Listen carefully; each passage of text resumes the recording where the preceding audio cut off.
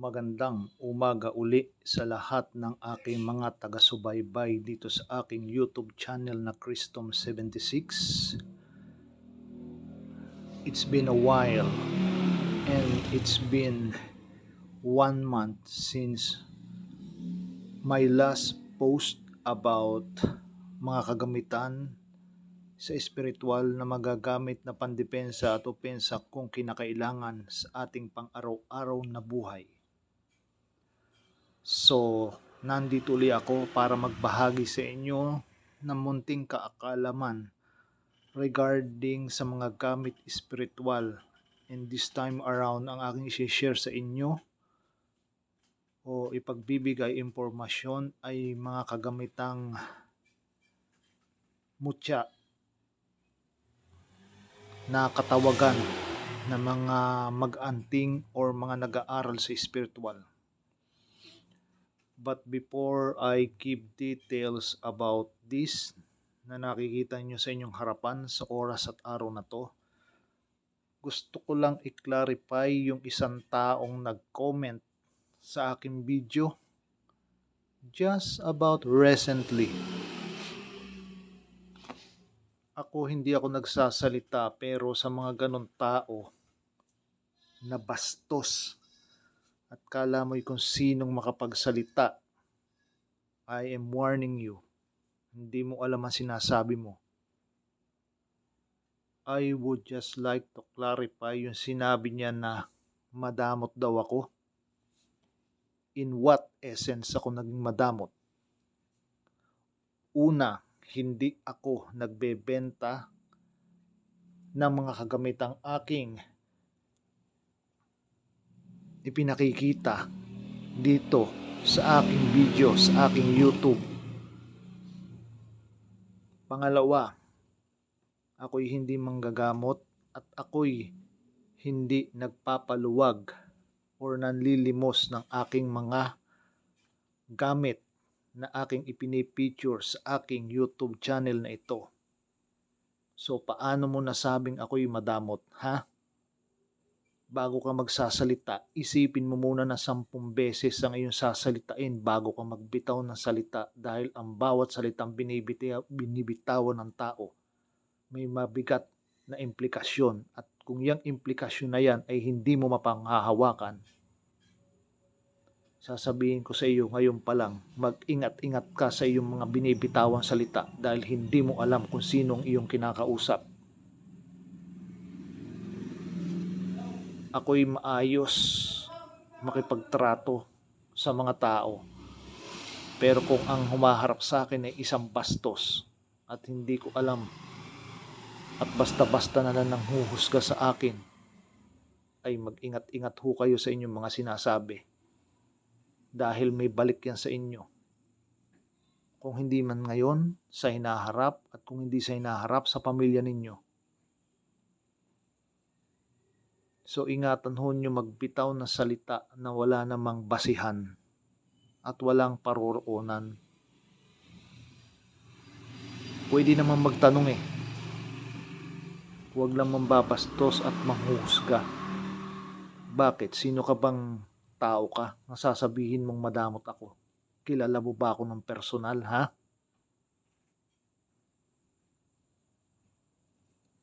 Kung hindi mo ako kilala,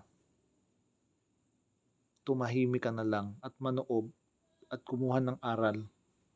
Pasalamat ka pa nga may natututunan ka kahit kaunti eh, bago magsasalita ka ng madamot. Sino ka?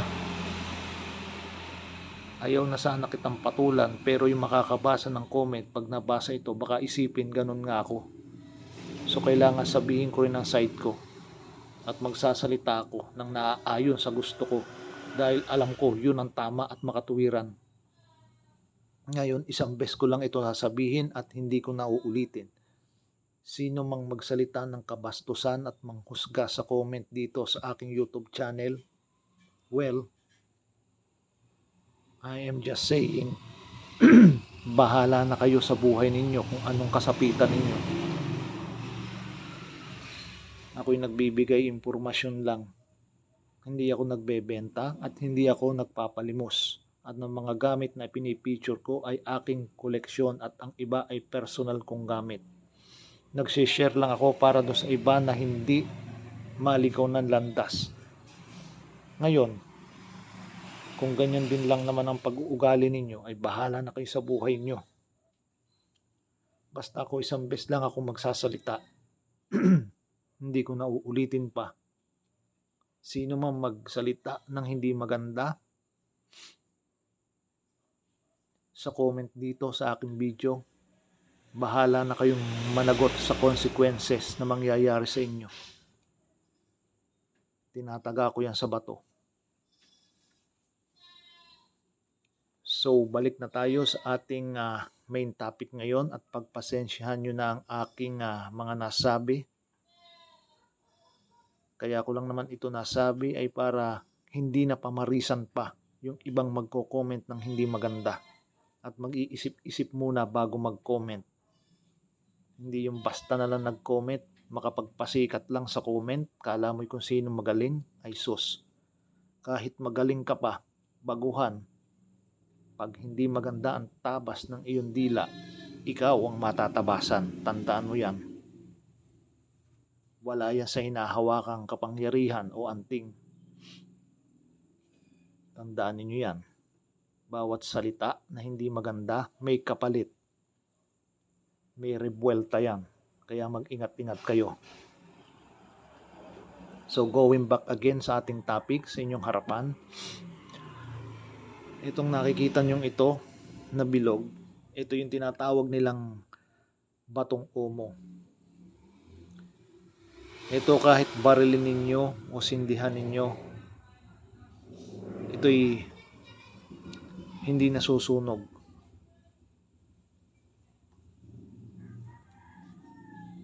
At pag binaril niyo to, may chance pa na ang bala na tatama dito ay babalik sa inyo. So, ito'y gamit sa proteksyon, depensa at opensa. Yung ibang manggagamot, binababato sa tubig at ipinaiinom sa mga may karamdaman para mawala ang kanilang karamdaman, o yung iba ginagamit sa pangkabal. Ito'y binababad daw di umano sa alak. Base sa kwento ng aking maestro at yung ibang aking nakaharap sa larangang espiritual na mga matatandang antingero.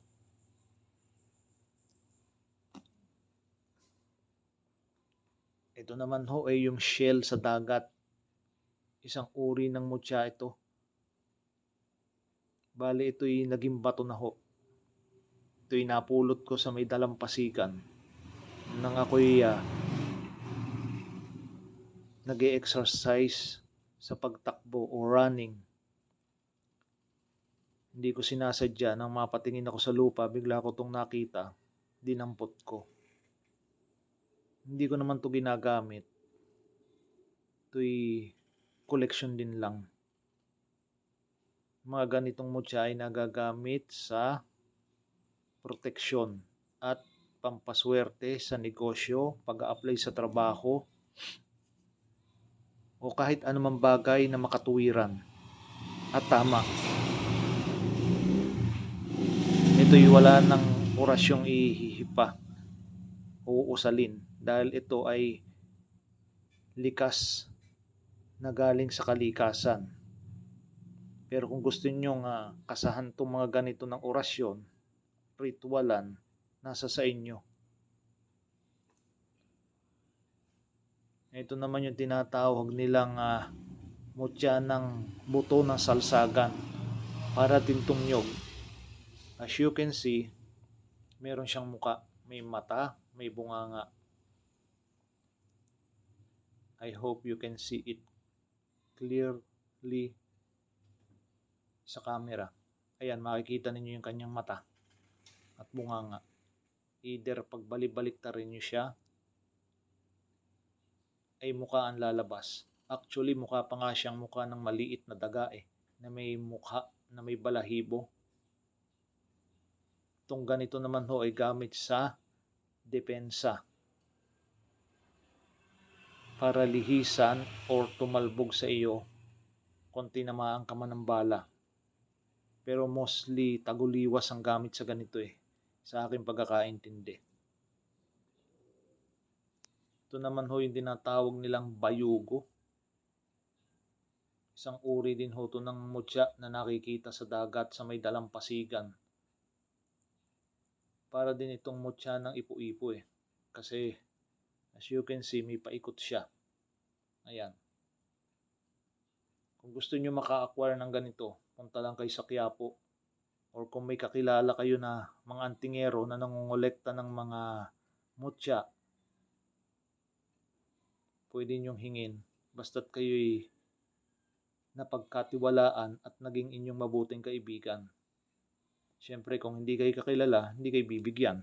Ganun lang ho ang logical explanation nun.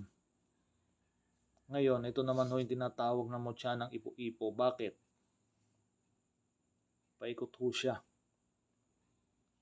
Ayan. Ito'y galing sa isang shell na natipak at hinulman ng karagatan. Yun ho ang katotohanan dyan. Pero sa larangan ng antingan, ito ho'y mutya ng ipo-ipo.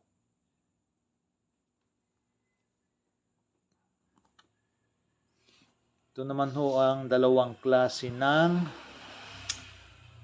ano bang tawag dito? Corales. Isang puti at isang itim. Ito naman ho ay ginagamit na pansangkap sa mga bote na panggamot or bote na pandepensa na may kahalong langis at iba pang mga uri ng mutya, bot sa karagatan at sa kalupaan. At nilalagyan din ng mga orasyong nakabilot sa papel. After magawa ang bote, ito ay riritualan either sa altar o sa bundok o ilalagak sa kuweba or yung iba binabaon sa lupa at after mga 7 days or 13 days huhukayin at yun na, pwede nang gamitin o yung iba nilalagak sa kabilugan ng buwan. Basta't alam nyo lang kung kailan mag-uumpisa ang kabilugan ng buwan at magtatapos or yung sinasabing katunawan. Itong Corales na itim at Corales na puti, ito ho'y pangontra sa lahat ng uri ng panirang espiritual na negatibo. Pero pwede nyo rin itong gamitin pandepensa if yung titira sa inyo ay may alam sa espiritual at ang gamit ay positibo. Kasi tandaan ho natin, hindi lahat ng may angkin ng kanan ay masasabi nating mabuti. Tandaan natin, meron dyan sumosobra na kahit kanan ang dala nila, kala nila sila na yung pinakamalakas at pinagpala o anak ng Diyos at ginagawa nila lahat ng kabuktutan. Kala nila mapoprotektahan sila, hindi. Yan ay magbabounce din sa kanila pabalik. So itong Corales na puti at itim ay gamit sa proteksyon, both sa kanan at kaliwa. Kasi ang tao, pag humawak ng kapangyarihan kay kaliwa man yan o kanan, nasa sa kanya yan kung papaano niya o saan gagamitin o papaano pa uubrahin. Tandaan ho natin, walang kaliwa, walang kanan. Tao ang nagpapaubra kung saan yan dadalhin. Balanse ho ang mahika, kay itiman o puti. Tandaan natin yan, kay antingero ka man na may hawak na kanan o kaliwa, lahat ng bagay na kapangyarihan, balanse.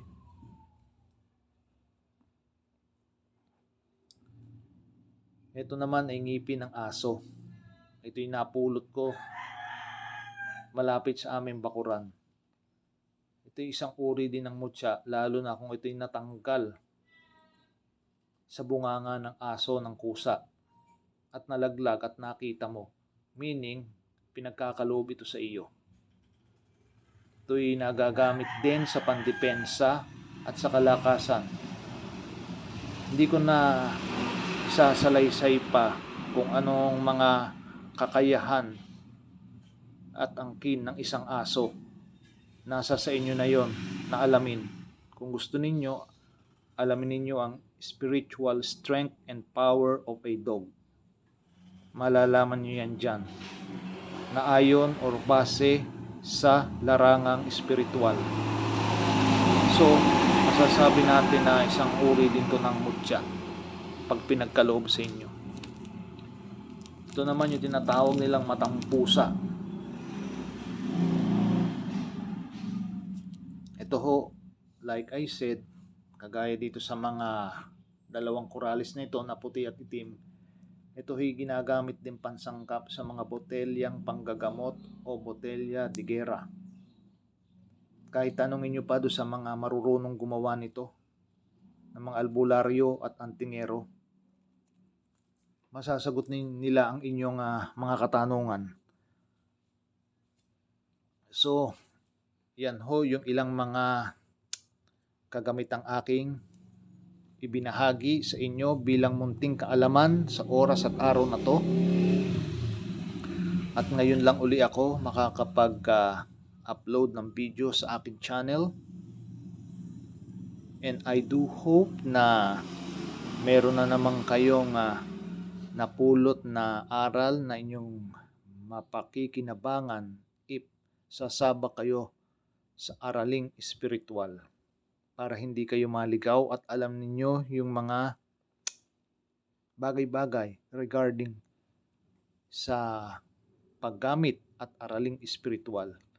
Ito ay munting kaalaman lang na pagbabahagi sa inyo. Kung gusto ninyong matutunan pa, humanap kayo ng mga maestro na makakapagbigay sa inyo ng aral na hindi nagpapabayad at walang hinihinging kapalit. Or you could do your own research. Sa panahon ngayon ay madali na hong mag-research ng mga ganyan. Dahil may mabibili naman kayong mga books niyan at may makikita rin naman kayong mga PDF files sa internet. So, if hindi kayo sigurado sa magtuturo sa inyo, you can always learn from yourself. Basta't bukal sa inyong kalooban, sincero kayo, matyaga at focus. Yun lang. So, hanggang sa muli ho na pagbabahagi ng aking kaalaman regarding sa spiritual. At magkita-kita na lang ulit tayo sa susunod na video, and please do like, share, and subscribe. At maraming salamat sa ating 250 subscriber na kahit inabot ng isang buwan itong aking pag-upload ay nandyan pa rin kayo, and we do hope na dumami kayo for more simple learning, hindi lang sa spiritual kundi sa mga self-defense na mapapanood nyo dyan sa aking video sa ibaba nitong mga bidyong nasa taas. So ayun, marami ho uling salamat, and stay tuned nyo lang ho uli sa mga upcoming videos. And reminder ho sa lahat, itong mga pinipicture kong mga gamit, ito ho'y sarili kong koleksyon. Ito ho'y hindi for sale at ito ho ay hindi pinalilimos. Okay? Lagi-lagi ko yang sinasabi at uulit-uliting sabihin. So hanggang sa susunod ho, maraming salamat ho uli sa panonood.